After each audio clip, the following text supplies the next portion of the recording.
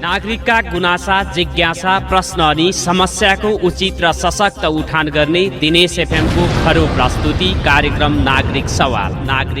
नमस्कार आदरणीय श्रोता, स्वागत छ नागरिक सवालमा। म नारायण अवस्थी, प्रविधि संयोजनमा साथ दिँदै हुनुहुन्छ कल्पनाजी र छोटोजीले। नागरिक सवालमा आज मैले नेपाली काङ्ग्रेसका नेता, पूर्व मन्त्री समेत रहनुभएका एनपी साउद, नारायण प्रकाश साउदसँग कुराकानी गर्नेछु र नेकपाका प्रचण्ड माधव नेपाल समूहका सुदूरपश्चिम प्रदेश अध्यक्ष भानुभक्त जोशीसँग पनि मैले कुराकानी गर्नेछु। दुवैजना पूर्व मन्त्री हुनुहुन्छ र एकजना नेपाली काङ्ग्रेस र एकजना नेकपाको नेता हुनुहुन्छ। उहाँसँग कुराकानी गर्नेछु र आजको नागरिक सवालमा नेकपा ओली समूहका नेताहरूसँग पनि कुराकानी गर्ने प्रयास गरेको थिएँ, तर उहाँहरूसँग टेलिफोन सम्पर्क हुन सकेन। तसर्थ उहाँसँग आज कुराकानी गर्न सकिने अवस्था छैन। 8:15 पछि तपाईँहरूका टेलिफोन कल लिनेछु, जसको लागि 041-216-216मा फोन गर्न सक्नुहुनेछ भनेर अनुरोध गर्न चाहन्छु। सर्वोच्च अदालतले सरकारले गत पुस 5 गते गरेको प्रतिनिधि सभा विघटनलाई बदर गरेपछि अब सदनमा के हुन्छ भन्ने व्यापक जनचासो बढेको छ। बदरसँगै सर्वोच्चको संवैधानिक इजलासले हिजोको मितिमा 13 दिनभित्र प्रतिनिधि सभा बैठक बोलाउन परमादेश जारी गरेको छ भनेपछि अबको 12 दिनभित्र प्रतिनिधि सभाको बैठक बोलाउनु पर्ने अवस्था सृजना भएको छ सर्वोच्च अदालतको निर्णयपछि। र यो फरक परिवेशमा नेपाली काङ्ग्रेससँग कतिजना सांसद रहेका छन्, नेकपा ओली समूहसँग कति, प्रचण्ड समूहसँग कति भन्ने चाहिँ अङ्कगणित जोडघटाउ पनि सुरु भएको छ। ओली समूहमा, ओली पक्षमा 84 जना सांसद रहेको, प्रचण्डसँग 90 जना सांसद, नेपाली काङ्ग्रेस र समाजवादीको 98 जना सांसद प्रतिनिधि सभामा हुनुहुन्छ। हामीसँग कुराकानी गर्नको लागि नेपाली काङ्ग्रेसका नेता, पूर्व मन्त्री एनपी साउद जोडिनु भएको छ। साउदजी, यहाँलाई नागरिक सवालमा हार्दिक स्वागत छ। नमस्कार। नमस्कार, धन्यवाद। हजुर, आराम हुनुहुन्छ? आराम छु। यो चाहिँ हिजो मात्रै सर्वोच्च अदालतले सरकारले गत पुस 5 गते गरेको प्रतिनिधि सभा विघटनको निर्णयलाई बदर गरेको छ। संसद पुनर्स्थापित भएको छ। यो निर्णयलाई नेपाली काङ्ग्रेसले, तपाईँ स्वयंले कसरी लिनुभएको छ? यो निर्णयका बारेमा नेपाली काङ्ग्रेसले चाहिँ सुरुदेखि नै भन्दै आएको थियो कि यो असंवैधानिक, अलोकतान्त्रिक छ र यसको बारेमा अन्तिम निर्णय अदालतले गर्नुपर्छ र अदालतले दिएको निर्णयलाई चाहिँ हामी मान्छौँ भनेर सुरुदेखि नै हामी भन्दै आएका थियौँ। प्रधानमन्त्रीको सिफारिस अलोकतान्त्रिक छ भनेर हामीले भन्दै आएका थियौँ, असंवैधानिक छ पनि भन्दै आएका थियौँ। अहिले सर्वोच्च अदालतले संसद पुनर्स्थापना गर्ने निर्णय गरेको छ र अब हामी यसलाई चाहिँ स्वागत गर्छौँ। नेपाली काङ्ग्रेसले सर्वोच्च अदालतको निर्णयलाई मान्ने भनेर भनेको थियो। जुनसुकै निर्णय आए पनि त्यसलाई हामी आत्मसात गर्छौँ भन्ने अभिव्यक्ति दिइसकेको स्थिति थियो। अबको दिनमा अबको 12 दिनपछि प्रतिनिधि सभाको बैठक बोलाउनु पर्ने परमादेश पनि जारी गरेको छ सर्वोच्च अदालतले। त्यो स्थितिमा अब संसदभित्र नेपाली काङ्ग्रेसको भूमिका के रहन्छ भनेर बडो चासोका साथ चाहिँ हेरिएको अवस्था छ। नेपाली काङ्ग्रेस अब चाहिँ सरकारमा जान्छ? अहिले त सबभन्दा पहिले त नेकपाको स्थिति के हुन्छ भन्ने कुरा पहिले स्थापित हुनुपर्छ। विशेष गरेर निर्वाचन आयोगले अहिलेसम्म पनि दुईटै दललाई चुनाव चिन्ह दिने र उनीहरूको विघटनलाई दर्ता गर्ने काम अहिलेसम्म हुन सकेका छैन। जबसम्म दुईटै दल विभाजनको प्रक्रिया पुरा हुँदैन तबसम्म अरू प्रक्रिया, संसदको प्रक्रिया अगाडि बढ्न सक्दैन। भनेपछि यो 12 दिनभित्र नेकपाको स्थिति के हुन्छ त्यो हेरेर काङ्ग्रेसले आफ्नो निर्णय गर्छ भनेको भन्न खोज्नु भयो हो? अब यो काङ्ग्रेसले आफ्नो निर्णय त चाहिँ हामीले हाउस रिस्टेट भयो, हामी प्रतिपक्षी पार्टी हाउसमा छँदैछौँ। एउटा प्रतिपक्षी पार्टीको रूपमा हाम्रो भूमिका त्यहाँ छँदैछ। तर सत्ता समीकरणको जहाँसम्म प्रश्न छ, जबसम्म नेकपाको स्थिति स्पष्ट हुँदैन तबसम्म सत्ता समीकरणमा परिवर्तन हुने कुरा चाहिँ सुनिश्चित हुन सक्छ। भनेपछि जस्तो तपाईँहरूले जुन चाहिँ नेकपाकै प्रचण्ड माधव कुमार नेपाल समूहले अविश्वासको प्रस्ताव दर्ता गरेको छ, त्यो अविश्वासको प्रस्तावको न पक्षमा न विपक्षमा तपाईँहरू चाहिँ उभिने स्थिति रहिरहन्छ त? होइन, पहिले त नेकपा विभाजित हुनु पर्यो। नेकपा जबसम्म विभाजित हुँदैन विधिवत रूपमा, तबसम्म यो अहिलेको चाहिँ उनीहरूको भित्रको इनफाइटिङलाई नै आधार मानेर हामीले चाहिँ कसैको पक्षमा र विपक्षमा जाने कुरा चाहिँ हुन सक्छौँ। सबभन्दा पहिले उनीहरूको विभाजनको आधिकारिकता पुष्टि हुनुपर्छ, किनभने कुनै पनि दल विभाजन हुनका लागि संसदभित्र संसदीय दलको 40% या केन्द्रीय समितिको 40% यी दुइटै हुनु आवश्यक छ। या अध्यादेश आएर दुईटा मध्ये एउटा भए पनि या त्योभन्दा कम प्रतिशत भए पनि हुने किसिमको प्रबन्ध चाहिँ अध्यादेशबाट चाहिँ हुनुपर्छ। यी दुइटै परिस्थिति भएन भने उनीहरूको विभाजनको कुरा अनिश्चित हुन्छ। त्यसकारण जबसम्म उनीहरूको दल विभाजित हुँदैन तबसम्म उनीहरू जुनसुकै बेला पनि अविश्वासको प्रस्ताव फिर्ता लिने या आपसमा वार्ता संवाद छलफल गरेर आफूभित्रको समस्यालाई मिलाउने या यो विभाजनसम्म पनि जान सक्ने परिस्थिति जिउका त्यौँ छ। त्यसकारण पहिले उनीहरूभित्रको रसायनशास्त्र चाहिँले आफ्नो कम्प्लिट रियाक्सन गरिसकेपछि अनि त्यसपछि मात्रै नेपाली कङ्ग्रेसले आफ्नो भूमिका निर्धारित गर्छ। भनेपछि संसद प्रतिनिधि सभाको बैठक बोलाइसकेपछिको स्थितिमा नेकपा भित्रकै अवस्था के हुन्छ, समीकरण के हुन्छ भनिसकेपछि त्यो स्पष्ट भइसकेपछि अन्तिम अवस्थामा मात्र नेपाली काङ्ग्रेसले आफ्नो पोजिसनलाई क्लियर गर्नेछ। अहिलेलाई पर्खर हेरेकै नीतिमा तपाईँहरू हुनुहुन्छ? अहिले त हामी प्रतिपक्षमै छौँ। विधिवत रूपमा नेपाली कङ्ग्रेसले आफू प्रतिपक्षमा बस्ने निर्णय गरेकै छ। संसदमा प्रतिपक्षको भूमिकामा हामी छौँ। सबभन्दा पहिले चाहिँ सत्तारूढ नेतृत्व पार्टीको स्थिति प्रष्ट हुनु जरुरी छ। विद्यमान कानुन बमोजिम उनीहरूको दल विभाजनको प्रक्रिया जटिल छ। अध्यादेश सरकारले ल्याएर अध्यादेशको प्रक्रियाबाट यो दल विभाजनको प्रक्रियालाई चाहिँ सरकारले टुङ्ग्यायो भनेपछि अनि त्यसपछि नयाँ सत्ता समीकरणको लागि वार्ता संवाद छलफल हुन सक्छ। यही अवस्थामा यदि तपाईँहरूको चाहिँ साथ र सहयोग जुनसुकै पक्षले खोजेमा तपाईँहरू निरपेक्ष रहनुहुन्छ? होइन, यही अवस्थामा त पहिले उनीहरूको दल नै विभाजन नभइकन त उनीहरूको समीकरण कसरी बन्न सक्छ? त्यसमा ओलीजीसँग दल नै हुन्न। दल नभएको ठाउँमा त वास्तवमा सांसदहरूको कति सङ्ख्या छ, के सङ्ख्या छ, त्यो त सभामुखबाट निलम्बन हुन सक्छ। आधिकारिक प्राप्त दलले त्यसलाई निलम्बित गर्न सक्छ। अरू समस्याहरू आउन सक्दछन्, त्यसलाई चाहिँ पर्खेर हेर्नुपर्ने स्थिति नै छ। अब जुन चाहिँ यो संसदीय अङ्कगणितमा यो झमेला जुन छ, यो एउटा चाहिँ स्पष्ट निकास तुरुन्तै ननिक्लिन नसकिने परिस्थिति चाहिँ देखा परेको छ। यो प्रतिनिधि सभाको बैठक बोलाइसकेपछि पनि अब यो अविश्वासको प्रस्ताव, दल विभाजनका कुराहरू, सरकार बनाउने कुराहरू, त्यसपछि सरकारमा सहभागिता हुने कुराहरूले गर्दाखेरि त यो 1.5 वर्षको अवधि यस्तैमा बित्ला जस्तो भयो पुनर्स्थापनाले।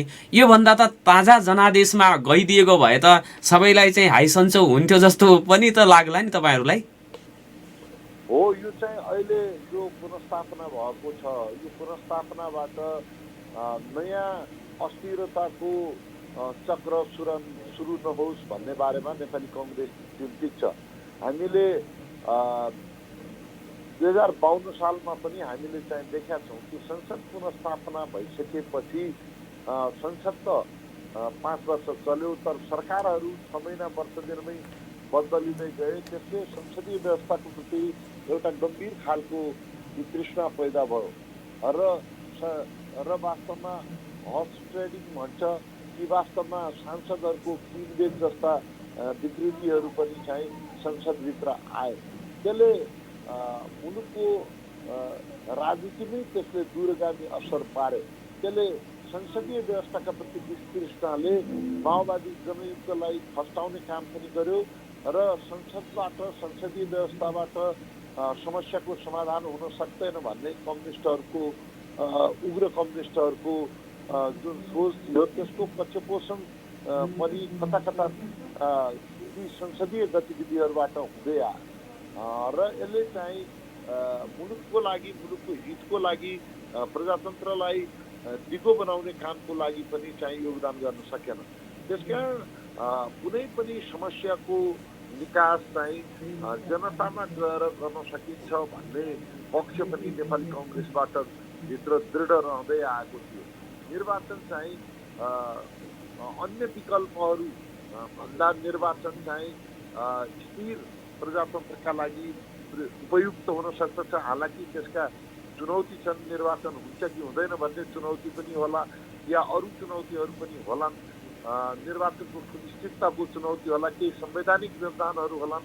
तर अरूभन्दा चाहिँ वास्तवमा चाहिँ अरू कुनै पनि बिरामीको लागि अरू औषधि ठिक छ, तर अरू औषधि नहुन्जेलसम्मका लागि चाहिँ अरू औषधि तत्काल पाइएन भने योगाभ्यास गर भन्छ। जसरी योगले पनि समस्या सुल्झाउन सक्छ भन्छ, त्यसै गरेर अरू विकल्पहरू तत्काल उपलब्ध नहुने किसिमको परिस्थिति आएको खण्डमा चाहिँ यो इलेक्सनले चाहिँ केही सार्थक र दिगो परिणाम दिन सक्दछ, त्यो सोचमा पनि हामी थियौँ।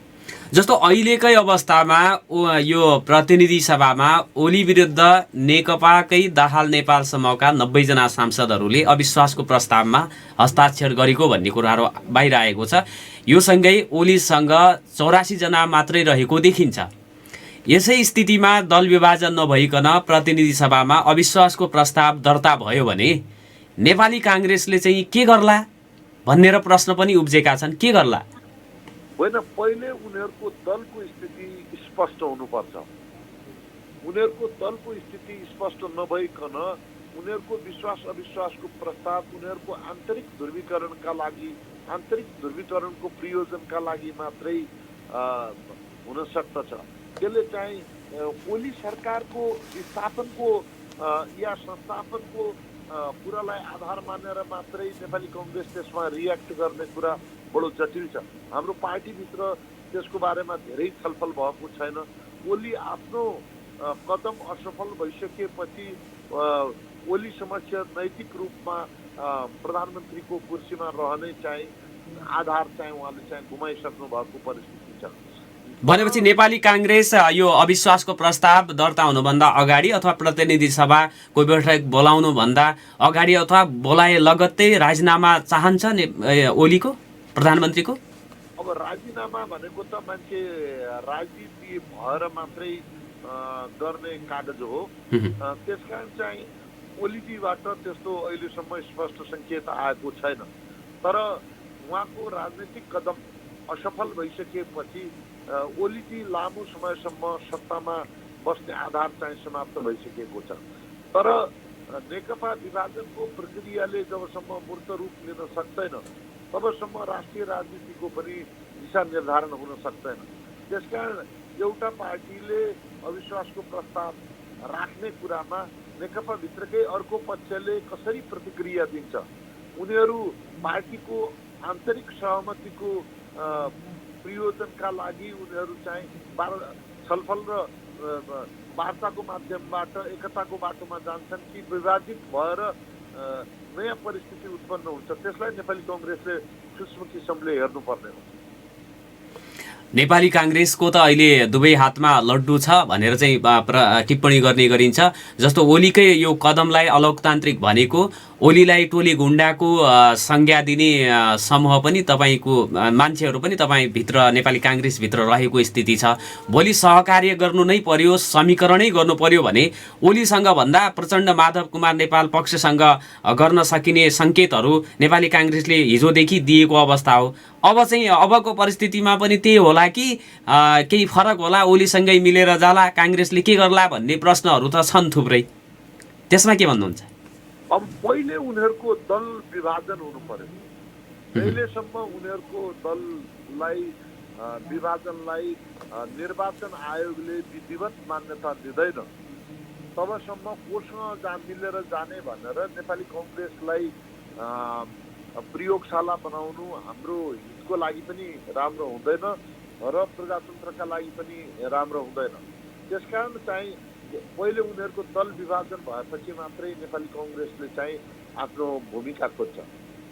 दल विभाजन नभइकनै आउने अविश्वासको प्रस्तावमा नेपाली काङ्ग्रेस तटस्थ रहन्छ त रहला? अब चाहिँ दल अहिले अविश्वासको प्रस्तावमा प्रधानमन्त्रीको पनि नाउँ उल्लेख गरेर मात्रै चाहिँ अविश्वासको प्रस्ताव राख्ने गरिन्छ। अब नेपाली कङ्ग्रेसले विगतमा पाएको मेन्डेट के हो भने हामी प्रतिपक्षमा बस्ने मेन्डेट मात्रै पाएको हो। हामीसँग चाहिँ अहिले लगभग 64 सांसद छन्। त्यो सांसदको हैसियतले हामी प्रतिपक्षी पार्टीको रूपमा छौँ। त्यसकारण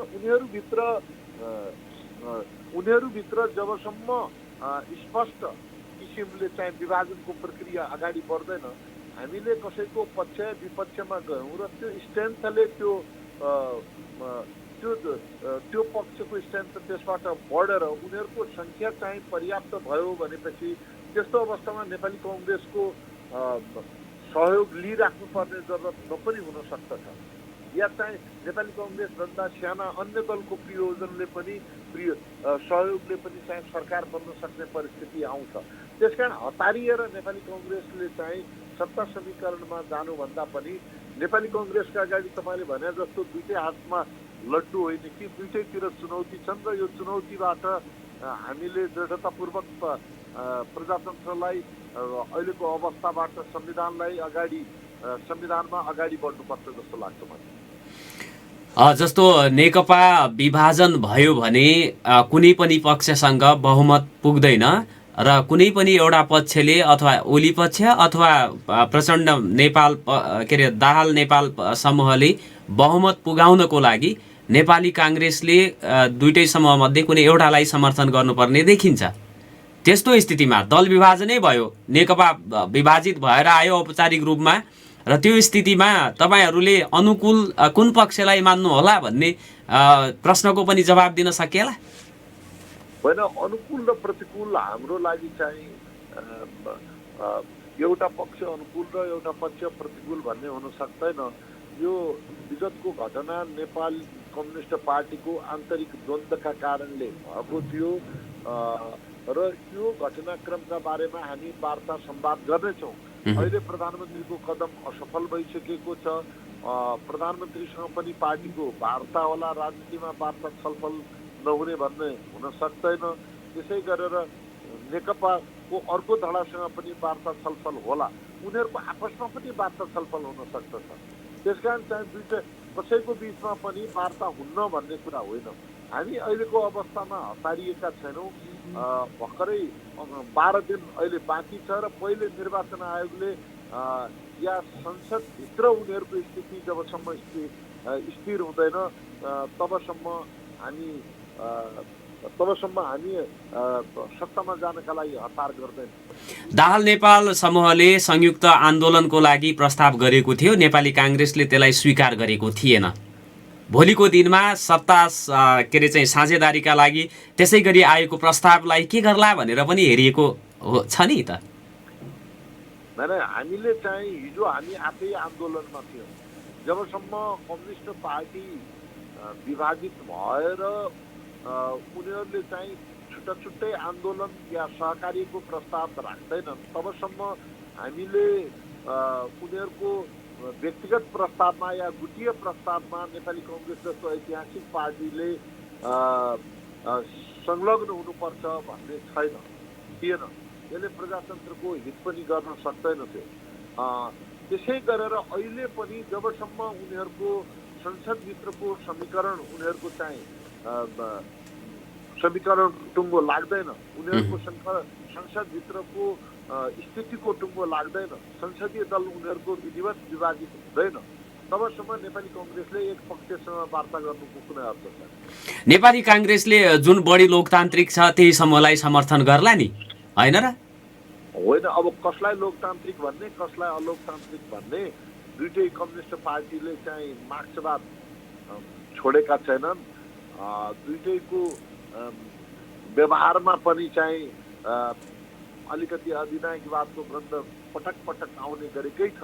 तर पनि यस्तो स्थितिमा नेपाली काङ्ग्रेसलाई सत्ता साझेदारी गर्न सकस पर्दैन त? अनि पर्ला नि। हामीलाई चाहिँ अप्ठ्यारो छ, त्यसकारण चाहिँ अप्ठ्यारो छ। हामी प्रतिपक्षमा छौँ। सरकारमा जाने बारेमा हाम्रो पार्टीले अहिले निर्णय गरिसकेका छैन। पहिले उनीहरूको स्थिति स्पष्ट नभइकन हामीले चाहिँ सत्तामा जाने कुरामा चाहिँ हतार गर्नु हुँदैन। नेपाली काङ्ग्रेसले आफ्नो अनुकूल हुने गरिकन मात्रै सत्तामा जाने अथवा नजाने निर्णय गर्छ त्यसो भए? होइन, हाम्रो अनुकूल हुने गरी भन्दा पनि प्रजातन्त्र स्थिर हुनु पर्यो, बहुदलीय व्यवस्था चाहिँ स्थिर हुनु पर्यो, संसदमा नेकपाको स्थिति पनि स्पष्ट हुनु पर्यो। यी सबै कुरा ध्यानमा राखेर मात्रै नेपाली कङ्ग्रेसले चाहिँ आगामी दिनमा आफ्नो भूमिका निर्धारण गर्न उपयुक्त हो। भनेपछि तपाईँहरूसँग पर्याप्त समय छ सोच्नका लागि र नेकपा भित्रैको समीकरण के कस्तो हुन्छ त्यसका आधारमा नेपाली काङ्ग्रेसले फेरि चाहिँ तुरुन्तै निर्णय गर्न सक्ने स्थिति चाहिँ रहन्छ, होइन? मूलत चाहिँ नेकपा भित्रकै समीकरणको आधारमा अहिलेको राजनीतिले दिशा पाउँछ। नेकपा को समीकरण एकीकृत हुनेतर्फ गयो भने सरकार सत्ता समीकरणका सन्दर्भमा अन्य दलहरूको आवश्यकतै पर्दैन। अन्तमा सोधेँ मैले, तपाईँ नेपाली काङ्ग्रेसमा पनि जस्तो सभापतिजी लगायतको चाहिँ एउटा पक्ष चाहिँ ओली पक्षसँग नजिकिएको, रामचन्द्र पौडेल लगायतको नेताहरू चाहिँ प्रचण्ड माधव नेपालसँग अलि सफ्ट भएको भन्ने कुरा विवरणहरू आउने गरेको थियो। भोलि चाहिँ मिल्नु परे पनि तपाईँहरू बिचमै त्यो यता जाने कि उता जाने भनेर झगडा त पर्दैन? होइन, हाम्रो बिचमा नेपाली कङ्ग्रेस हिजो ओलीतिर पनि थिएन, प्रचण्ड नेपालतिर पनि थिएन। नेपाली कङ्ग्रेस 75 वर्ष पुरानो नेपाली कङ्ग्रेस एउटा कम्युनिस्ट पार्टी टुट्दाखेरि त्यसका दुईटा नेतामध्ये कुनै न कुनैको पक्ष पोषण गरेर जाने स्थिति पनि थिएन। हामी हिजो पनि आन्दोलनमा थियौँ, आफ्नै किसिमको आन्दोलन, आफ्नै तागतमा आन्दोलन गरिरहेका थियौँ। अहिले पनि हामी प्रतिपक्ष पार्टीको रूपमा छौँ। हामीलाई सत्तामा जाने, सरकारमा जाने कुनै हतारो छैन। पहिले नेकपाभित्रको स्थिति स्पष्ट भएपछि हामीले प्रजातन्त्रलाई स्थिरता दिने, आगामी दिनमा स्थानीय निर्वाचनको कुरा छ, प्रदेश निर्वाचनको कुरा छ, सङ्घीय निर्वाचनको कुरा छ, जसले समयमा चाहिँ त्यसलाई निश्चितता प्रदान गर्छ र मुलुकमा प्रजातन्त्रलाई संस्थागत बनाउने क्रममा चाहिँ जसबाट सहयोग प्राप्त हुन्छ। हामी वार्ता छलफलबाट उनीहरूसँग सहकार्य गर्ने टुङ्गोमा पुग्न सक्छौँ। हवस्, संवादको लागि समय दिनुभयो, यसको लागि धन्यवाद छ यहाँलाई। आदरणीय श्रोता, उहाँ हुनुहुन्थ्यो नेपाली काङ्ग्रेसका नेता पूर्व मन्त्री एनपी साउद। उहाँसँग कुराकानी गरिसकेपछि हामी छोटो व्यापारिक विश्राममा जानेछौँ। व्यापारिक विश्रामपछि नेपाल कम्युनिस्ट पार्टी नेकपाका सुदूरपश्चिम प्रदेश कमिटी अध्यक्ष भानुभक्त जोशीसँग कुराकानी गर्नेछु। उहाँ नेकपाको दाहाल नेपाल समूहका नेता हुनुहुन्छ। उहाँसँग कुराकानी गर्नेछौँ र ओली पक्ष समूहको नेताहरूसँग हाम्रो सम्पर्क हुन सकेन, तसर्थ आज कुराकानी गर्न नसकिने स्थिति रहेको म जानकारी गराउन चाहन्छु। र ओली विरुद्ध नेकपाकै दाहाल नेपाल समूहका 90 जना सांसदले हस्ताक्षर गरेर अविश्वासको प्रस्ताव दर्ता गरेका थिए संसद विघटन हुनुभन्दा अगाडि, पुस 5 गतेभन्दा अगाडि। यसले ओलीसँग अब 84 जना रहेको देखिएको स्थिति छ भने औपचारिक रूपमा पार्टी भने विभाजन नभएको स्थिति छ। दुईतिर चोइटिएको अवस्था मात्रै रहेको छ। प्रतिनिधि सभा पुनर्स्थापना भएपछि सत्तारूढ नेकपा भित्रको अङ्कगणितले प्रधानमन्त्री ओलीको भविष्य निर्धारण गरिने भनेर चाहिँ टिप्पणीहरू भएका छन्। ओलीलाई बहुमत पुर्याउन 138 जना सांसद आवश्यक पर्छन्, तर ओली समूहमा अहिले 84 जना मात्रै सांसद रहेको स्थिति छ भने प्रचण्ड माधव समूहमा 90 जना छ। उहाँहरूलाई पनि बहुमत पुर्याउनको लागि नेपाली काङ्ग्रेस अथवा अन्य दलको साथ र समर्थन आवश्यक रहने देखिन्छ। हामी छोटो व्यापारिक विश्रामपछि भानुभक्त जोशीसँग कुराकानी गर्नेछौँ। त्यसपछि तपाईँहरूका टेलिफोन कल पनि लिनेछौँ। दिनेश एफएम सुन्दै गर्नु। अब हामी नेकपाका सुदूरपश्चिम प्रदेश कमिटी अध्यक्ष भानुभक्त जोशीसँग कुराकानी गर्नेछौँ र सर्वोच्च अदालतले प्रतिनिधि सभा पुनर्स्थापना गरिदिएपछि सुदूरपश्चिममा पनि सुरक्षा निकायलाई हाई अलर्टमा राखिएको जनाएको छ। सुदूरपश्चिम प्रदेश प्रहरी कार्यालयले मातहतका कार्यालय र प्रहरी युनिटलाई पुनर्स्थापनापछि हुन सक्ने सम्भावित गतिविधिलाई ध्यानमा राखेर हाई अलर्टमा राख्न निर्देशन दिएको छ। प्रदेश प्रहरी कार्यालयका प्रवक्ता प्रहरी वरिष्ठ उपरीक्षक मुकेश कुमार सिंहले सम्भावित परिस्थितिको विश्लेषण गर्दै सोही अनुसार प्रदेशभर उच्च सुरक्षा सतर्कता अपनाएको दिनेश खबरलाई बताएका छन् र मातहतका प्रहरी कार्यालय र युनिटलाई समेत सोही अनुसार गर्न गराउनको लागि निर्देशन दिएको प्रहरी उपरीक्षक वरिष्ठ उपरीक्षक सिंहले बताएका छन्। हामी नेकपाको जुन चाहिँ प्रधानमन्त्री केपी शर्मा ओलीले प्रतिनिधि सभा विघटन गर्न जुन चाहिँ विघटन गरेका थिए पुस 5 गतेका दिन सो विषयमा सर्वोच्च अदालतमा मुद्दा परेको थियो र सर्वोच्च अदालतको हिजो गरेको फैसला अनुसार प्रतिनिधि सभा पुनर्स्थापित भएको छ र प्रतिनिधि सभा पुनर्स्थापित भइसकेपछि अब चाहिँ सत्ता समीकरणका कुराहरू राजनीतिक तरलता अथवा राजनीतिको कोणहरू अब कतातिर सोझिएलान्, कस्तो होला परिदृश्य भनेर नागरिकहरूले भनिराखेको स्थिति छ। नेपाली काङ्ग्रेसका नेतासँग भर्खरै कुराकानी गरेका छौँ र यसपछि हामी नेपाल कम्युनिस्ट पार्टी नेकपाका प्रदेश कमिटी अध्यक्ष भानुभक्त जोशी पूर्व मन्त्री पनि हुनुहुन्छ, उहाँलाई हामी टेलिफोन सम्पर्कमा जोड्ने प्रयास गर्दैछौँ तर उहाँको फोन उठिराखेको छैन भनेर कल्पनाजीले मलाई सङ्केत गर्दै हुनुहुन्छ। प्रचण्ड माधव नेपाल समूहका नेपाल कम्युनिस्ट पार्टी नेकपाका सुदूरपश्चिम प्रदेश अध्यक्ष भानुभक्त जोशी पूर्व मन्त्री पनि हुनुहुन्छ, उहाँलाई हामी टेलिफोन सम्पर्कमा जोड्ने प्रयास गर्दैछौँ आदरणीय श्रोता। र विघटन यो चाहिँ प्रतिनिधि सभा विघटन बदर भइसकेपछि प्रधानमन्त्रीले नैतिकताका आधारमा राजीनामा दिनुपर्छ भनेर पनि नेताहरूले भनिराखेको अवस्था छ। पुष्पकमल दाहाल प्रचण्डले पनि यो कुरा बताएका छन् र नेपाली काङ्ग्रेसका सांसदहरूले पनि यो कुरा बताइराखेको स्थिति छ र प्रधानमन्त्रीले तुरुन्तै राजीनामा नदिने भनेर चाहिँ भनिसकेको अवस्था आएको छ।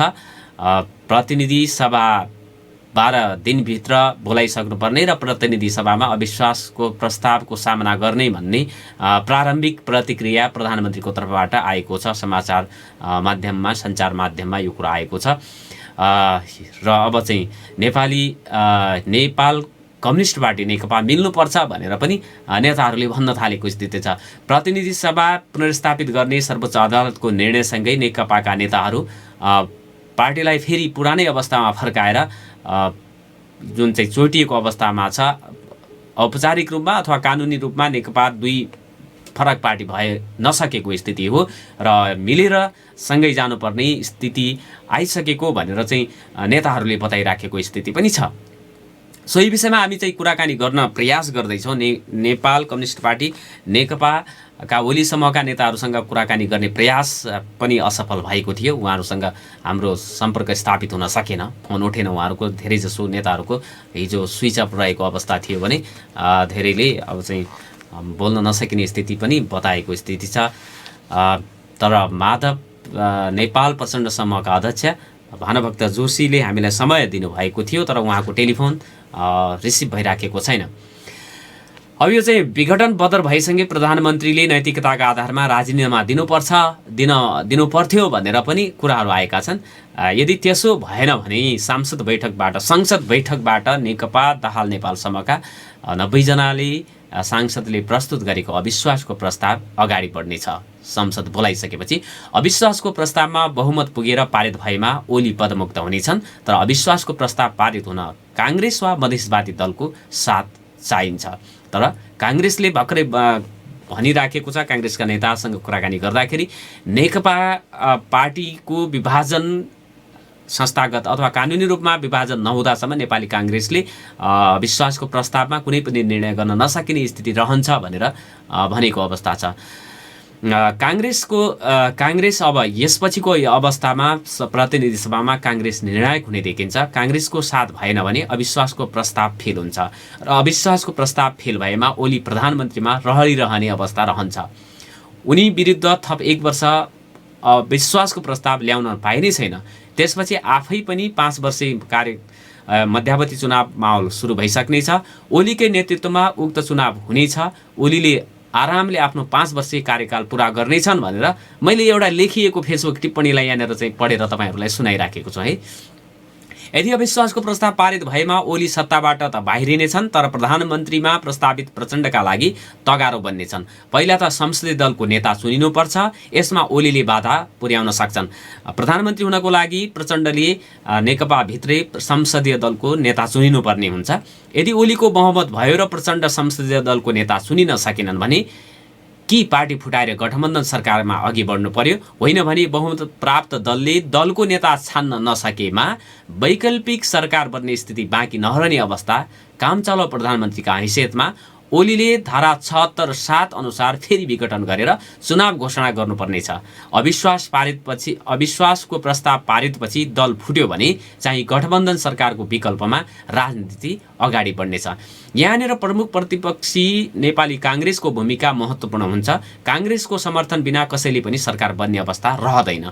ज्योतिषी, अब यो चाहिँ टिप्पणी हो है, ज्योतिषीले 7 पटक प्रधानमन्त्री हुन्छौ भनेका सभापति शेरबहादुर देउवा आफू प्रधानमन्त्री बन्ने अवस्थामा बाहेक अरूलाई समर्थन नगर्न सक्छन्। यस्तो प्रधानमन्त्री काङ्ग्रेसको पोल्टामा जान सक्छ। यस्तो अवस्थामा अबको प्रधानमन्त्री नेपाली काङ्ग्रेसको नेता शेरबहादुर देउवा हुन सक्छन् भनेर मैले एउटा चाहिँ फेसबुक टिप्पणीलाई यहाँनिर तपाईँहरूलाई पढेर सुनाएँ। छोटो व्यापारिक विश्राममा जान्छौँ। व्यापारिक विश्रामपछि म भानुभक्त जोशी पूर्व मन्त्री हुनुहुन्छ, नेकपाको प्रदेश अध्यक्ष हुनुहुन्छ, उहाँसँग सम्पर्क गरेर कुराकानी गर्ने प्रयास गर्नेछु। यदि सो प्रयास सफल भएन भने तपाईँहरूका टेलिफोन कल लिनेछु। 091-410-216 फोन गर्न अनुरोध गर्दछु। यहाँलाई नागरिक सवालमा हार्दिक स्वागत छ। नमस्कार। धेरै धेरै धन्यवाद। अब चाहिँ सर्वोच्च अदालतले प्रतिनिधि सभा विघटनलाई पुनर्स्थापित गर्यो हिजोको फैसलाबाट। यो स्थितिमा तपाईहरू त निकै खुसी हुनुहुन्छ होला नि?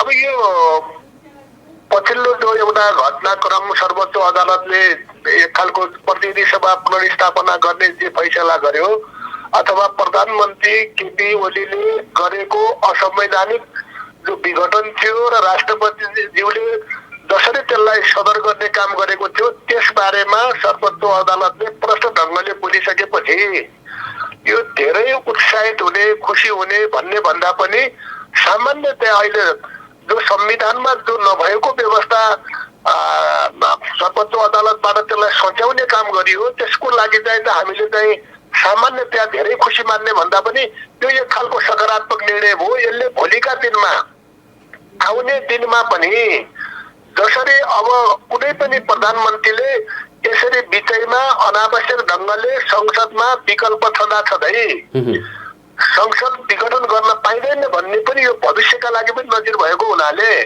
यो हामी सबैका लागि पनि सकारात्मक निर्णय भएको हामीले बुझेका छौँ। यसमा हामीले धेरै उत्साहित हुने, उत्तेजित हुने भन्दा पनि यो निर्णय सकारात्मक हो भनेर बुझेका छौँ हामीले। संविधानमा जे जस्तो व्यवस्था थियो त्यहीलाई चाहिँ अंगीकार गरियो। सर्वोच्च अदालत राजनीतिक हस्तक्षेप भन्दा बाहिर रहेको थियो भन्ने एउटा चाहिँ सन्देश आएको छ। यसलाई सकारात्मक रूपमा चाहिँ मान्नुपर्छ भनेर भनिएको छ बाहिरबाट पनि, होइन, अन्य स्वतन्त्र व्यक्तिहरूले पनि। तर अबको स्थितिमा संसद त पुनर्स्थापित भयो। 12 दिनभित्र, अब आजदेखि 12 दिनभित्र प्रतिनिधि सभाको बैठक बोलाउनु पर्ने आदेश पनि छ सर्वोच्चको।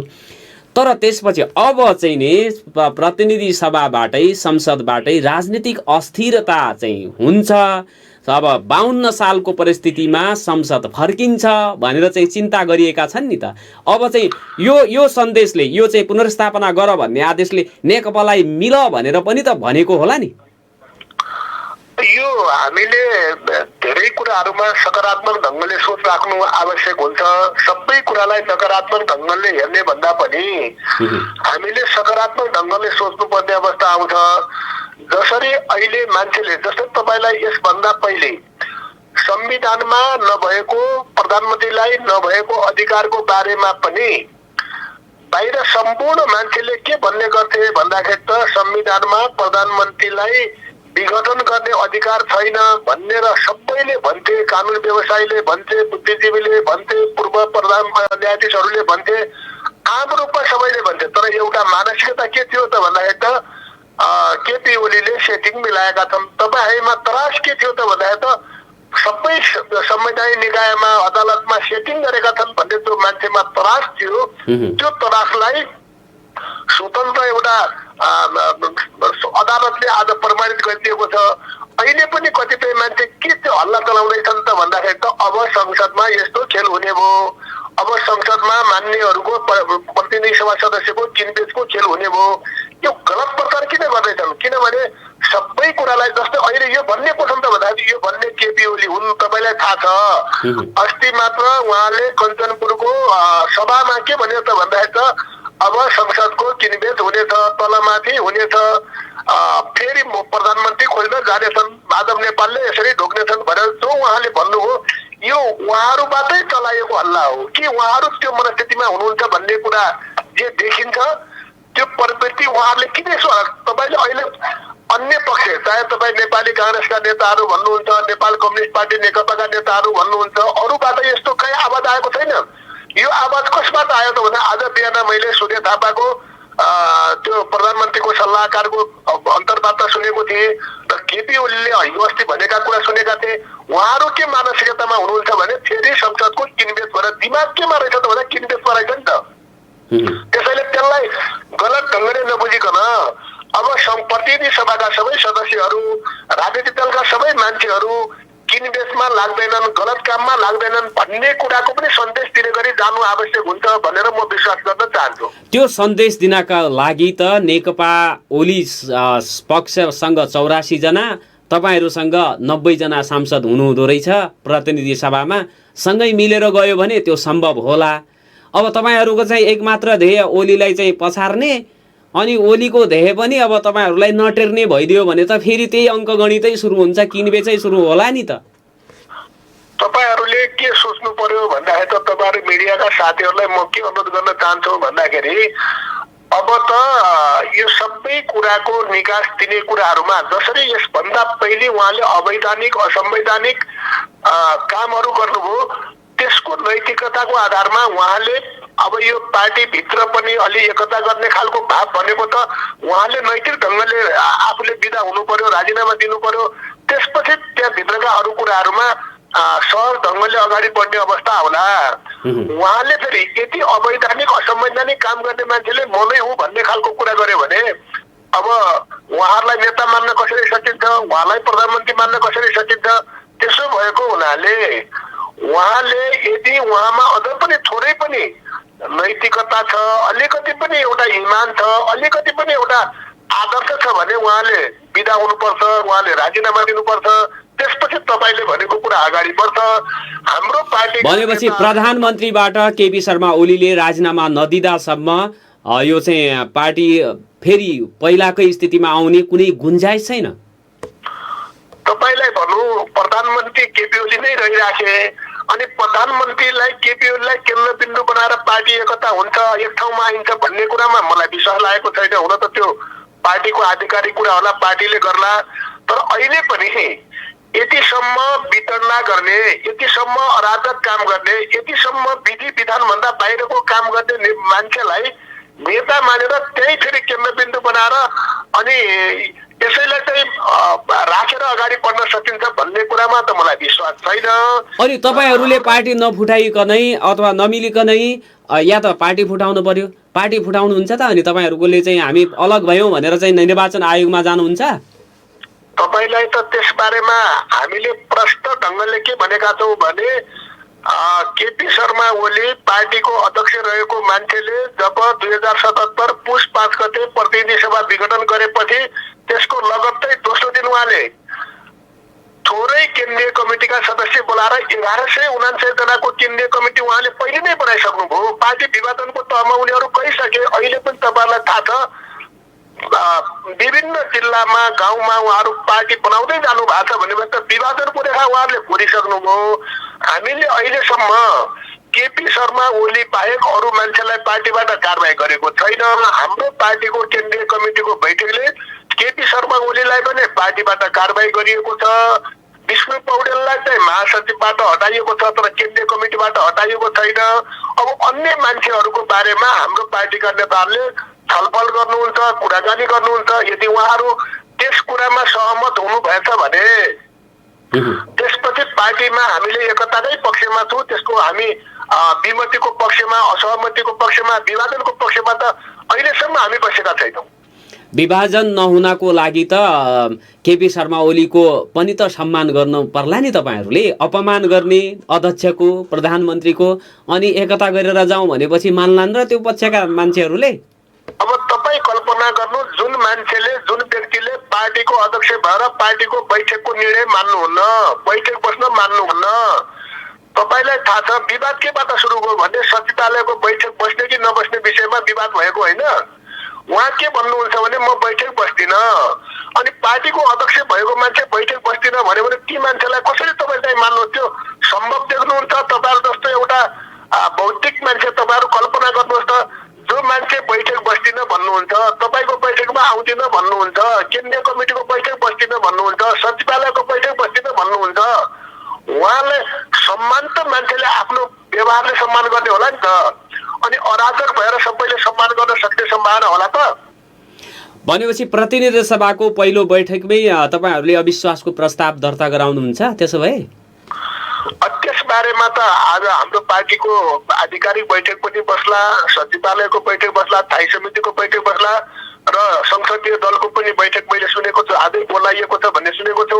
र उहाँहरूले त्यस बारेमा आधिकारिक ढङ्गले कसरी अगाडि बढ्ने, के बढ्ने, हाम्रो चाहना त के हो भने केपी शर्मा ओलीले बाटो खोलिदिनुपर्छ, उहाँले राजीनामा दिनुपर्छ, त्यसपछि गएर अन्य बहस छलफल हुन्छ। केपी शर्मा ओलीले बाटो खोल्यो भने नेकपा एक रहिरहन्छ भन्ने हो तपाईँहरूको बुझाइ? स्वाभाविक छ, एकै रहिरहन्छ। यदि छोडेनन् भने त तपाईँहरूसँग पनि बहुमत छैन नि, अविश्वासको प्रस्ताव विफल हुने सम्भावना छ। विफल भयो भने फेरि 1 वर्षका लागि तपाईँहरूले अविश्वासको प्रस्ताव चाहिँ ल्याउन नपाउने चाहिँ संविधानमा प्रावधान रहेको छ। यो स्थितिमा त फेरि 1 वर्ष प्रधानमन्त्री हुने अवसर त फेरि ओलीले नै पाउनुहुन्छ नि, राजीनामा नदिएको अवस्थामा त। काङ्ग्रेसले पनि तपाईँहरू दुई फरक चाहिँ पार्टी नहुँदासम्म कुनै पनि पक्षमा नलाग्ने भनिसकेको छ। हामीले सबै राजनीतिक दलसँग बसेर यसभन्दा पहिले पनि उहाँहरूसँग सम्पर्क, समन्वय, छलफल भएको छ र आगामी दिनमा पनि यस बारेमा छलफल हुन्छ। र मलाई लाग्छ सबै राजनीतिक पार्टीहरूको बिचमा जब सर्वोच्च अदालतले गरेको फैसलालाई सबैले आधिकारिक ढङ्गले स्वागत गरेका छन्, सम्मान गरेका छन् भनेपछि मलाई लाग्छ यो आगामी सर्वोच्चको फैसलालाई त ओली पक्षले पनि स्वागतै गरेको छ। उसले कहाँ चाहिँ अस्वागत गरेको छ र?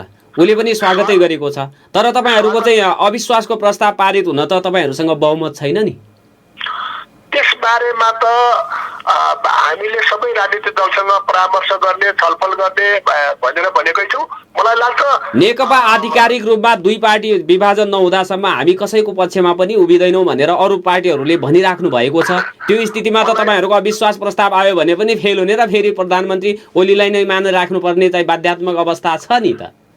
मलाई तपाईँहरूले सबै राजनीतिक दलका मान्छेहरूको मैले तपाईँहरूकै मिडिया मार्फत कुरा सुन्दाखेरि नेपाली काङ्ग्रेसका सबै नेताहरूले पनि के अभिव्यक्ति दिएका छन् भने सबभन्दा पहिले त केपी ओलीले स्वाभाविक तरिकाले हट्नुपर्छ भनेका छन् भनेपछि अनि केपी ओली प्रति अविश्वासको प्रस्ताव आयो भने उहाँहरूले मत हाल्नुहुन्न होला भन्ने कुरामा मलाई विश्वास पनि छैन।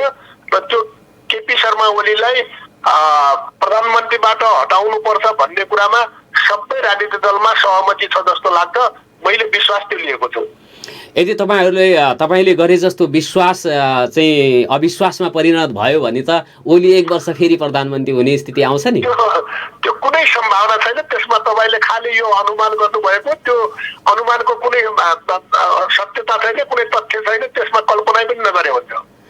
प्रधानमन्त्री ओलीलाई नै स्वीकार गरेर पार्टीलाई फेरि चाहिँ पहिलाकै लयमा हिँडाउने किसिमले त युवाहरूले भनिराखेको छ। तपाईँहरूले त्यसमा चाहिँ प्रयास अलिकति गर्यो भने त त्यो सार्थक होला नि। किन पार्टी फुटाउने उद्धत तपाईँहरू? तपाईँ कल्पनै नगर्नुहोस् कि जुन मान्छे संसद फेस गर्न मान्दैनन्, संसदमा जाँदैनन्, संसदीय दलमा जाँदैनन्, पार्टीको बैठकमा जाँदैनन्, सचिवालयको बैठकमा जाँदैनन्, स्थायी कमिटीको बैठकको निर्णय मान्दैन भन्नुहुन्छ, केन्द्रीय कमिटीका मान्छेलाई सडककाप भन्नुहुन्छ, स्थायी कमिटीका मान्छेलाई हुल्लडबाज भन्नुहुन्छ, अनि सचिवालयका मान्छेलाई चाहिँ बाहुबली भएकाहरू भन्नुहुन्छ। अनि ती व्यक्तिलाई केन्द्रबिन्दु मानेर फेरि यो पार्टी राम्रो चल्छ होला। तपाईँ सोच्नु, हाम्रो पार्टीको अध्यक्ष पनि केपी शर्मा ओली नै हुनुहुन्थ्यो, प्रधानमन्त्री पनि उहाँ नै हुनुहुन्थ्यो। नेतृत्वले आज पार्टीलाई यो ठाउँमा पुर्याइसक्यो, देशलाई यो ठाउँमा पुर्याइसक्यो, फेरि त्यही मान्छेलाई नेता मान्नुपर्छ भन्ने कुरा तपाईँहरू जस्तो बौद्धिक मान्छेले, तपाईँहरू जस्तो एउटा सञ्चारकर्मीले, यो त म त कल्पना पनि नगर्ने कुरा सोध्छु म। उहाँले चाहिँ आत्मालोचना गरेर तपाईँहरूसँग क्षमा माग्यो पार्टीसँग, नेताहरूसँग भने पनि नमान्ने तपाईँहरू?